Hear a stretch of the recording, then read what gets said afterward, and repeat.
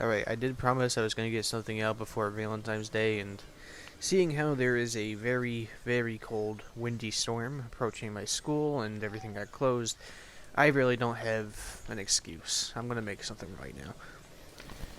Alright, so after downloading YouTube Studios and kind of managing all my comments, giving you guys likes, partaking in some tomfoolery, I discovered there was a part, I forgot how I went to it, I don't care, where I basically saw the stuff that you guys were watching. And there was one that caught my eye called The False Deer.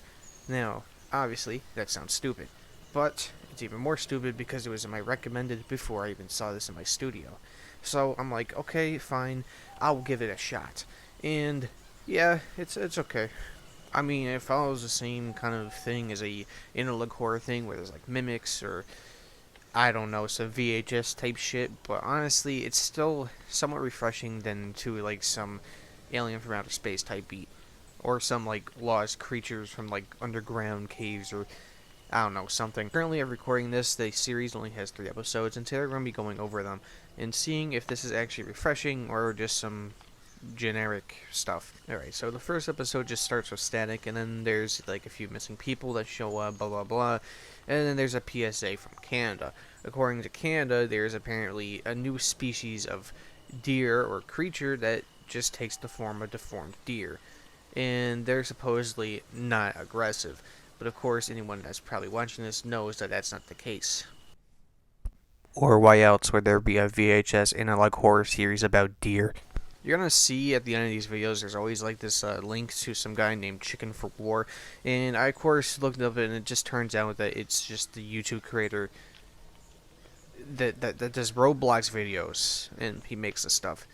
Yeah, I didn't expect that. A Roblox YouTuber is making analog horror. Anyways, almost immediately after saying they're not aggressive, a new tape pops in, and kind of like gives us like a little insight.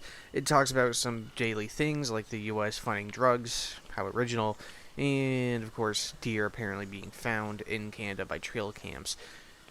And then another kind of broadcast pulls up, and it's basically saying that certain counties need to just be warned or whatever. I'm not gonna read the whole thing. I can't read it. And then there's a part that says we don't know why they're missing. And then a little bit of static, and then it says we do know why, before showing a picture of a deformed deer. And that was the end of the episode. Alright, so the second episode starts, and the first thing we see is a letter. I can't read it at all. I can only read like the first half, and even then I still can't read it. I even had to pull up my school Chromebook to even try to see what it says, and I just still can't read it. The VHS effect just ruins it, and I just can't read it, so we're gonna move on.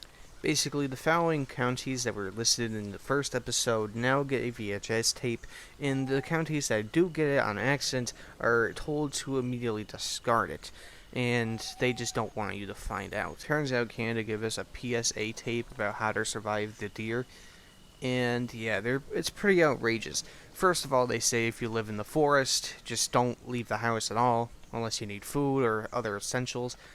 Secondly, it says if you're within 300 meters of this deer, you're basically a lost cause.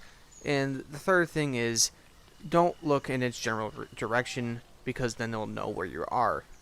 So literally, if you live in Canada, you live in the forest, or anything that's normal, you're basically fucked.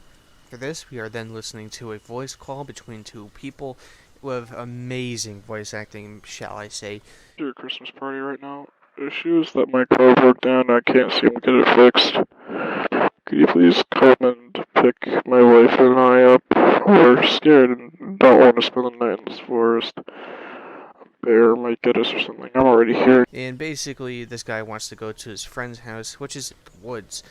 Of course, like we've been informed, if you go to the woods, you're basically fucked.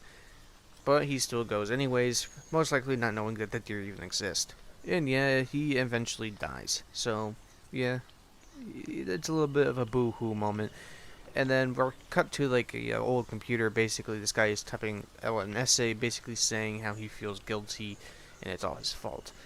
We then see the words grief and insanity overlap each other, and then the news channel then says we're signing off. We'll be back at 6 a.m. So cool. We then start with the third episode, and basically the protagonist, or whoever, is forced to take a survey. And Canada is forcing people to take the survey in these counties. As they're taking the survey that literally no one with good eyesight can read because it's so blurry, we get a notification saying that the deer they're everywhere. So yeah, they're no longer only in 4 counties of Canada, they're officially everywhere. With even one person calling from Montana saying that he saw 3 of them and somehow survived to tell the tale. We're then cut to footage from some household family, and basically these 2 guys are talking if they should go outside to investigate the noises that are coming around their cabin. Of course, even after the argument, he still went outside, and he was never seen again. And then there's like these really annoying beeping sounds with text telling us that they never listened, blah blah blah, and they still went outside. So yeah, I don't know if that's some FNAF VHS tape shit. We then see the logo of the broadcasting station, and they basically just become self-aware. They're like, hey, you notice that we look like an eye? Oh, but it's not a coincidence. There's a reason why. But they just never explain it. And then as they're signing out, some text says, can you see me, Mr. Johnson, or whatever. And basically, we're just told about the facts of the situation. They're no longer in the 4 counties, like they said 3 times in the video already, and apparently they killed over 2,000 people, with 0 of them being found. And basically there is more deer appearing by the hour, and that there are probably going to be a lot more problems. With that, we have officially finished the series called False Deer, and honestly, I don't know how to feel about it.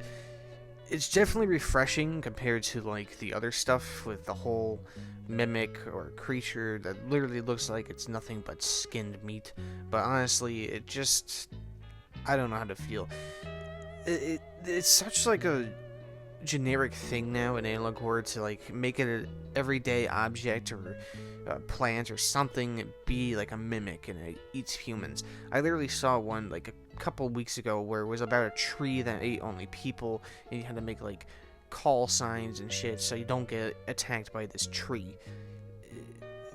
I can't believe we've gone so far down the rabbit hole that we can't come up with anything creative, but still, analog horror is analog horror, we can't really change that. I guess in a way too, it's like not really that mainstream, I guess you can call it, because usually when something comes up with an animal like this, it's usually something greater than it. Now, of course, I'm not saying that these are just broken neck deer that are causing 2,000 disappearances with no remains being found, but I don't know. There's usually like clues that like say, oh, it's a Wendigo, or it's like some alien with thousands of teeth or some bullshit, but this never happens. We're basically kept like a citizen, and we're not told the whole situation besides the few voices that tell the truth. Alright, so there's a few things I want to talk about. First things first is that I don't have a Discord, but I'm in my friend Noel's server. I'm in there regularly and we just talk. There's also a few other people that I know in real life, and they just kind of chatter. So if you for some reason want like a place to chat, a community, see what I'm up to, come on in. And of course, if you go in there, at least give Noel some like love. Alright, they deserve it. They're an amazing YouTuber. I don't know how many times I have to say that. They're so underrated, and they deserve a lot more attention. That being said, thank you for watching, and have a great day, night, whatever time of day it is, and have some good sleep. Peter! Peter!